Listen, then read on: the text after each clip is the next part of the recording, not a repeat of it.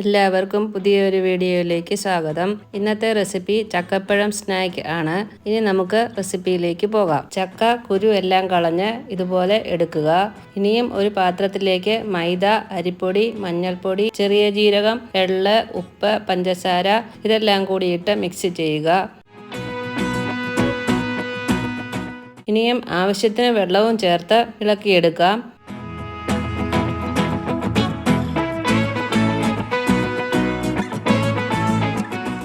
ഈ ഒരു കൺസിസ്റ്റൻസിയിൽ ആണ് ബാറ്റർ തയ്യാറാക്കേണ്ടത്.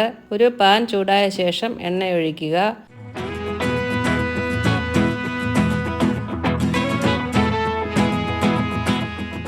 തയ്യാറാക്കിയ ബാറ്ററിലേക്ക് ചക്കപ്പഴം ഇട്ട് ബാറ്റർ കവർ ചെയ്തെടുക്കുക. ഇനിയും ചൂടായ എണ്ണയിലേക്ക് ഇട്ട് കൊടുക്കുക. രണ്ട് സൈഡും മുരിച്ചെടുക്കുക.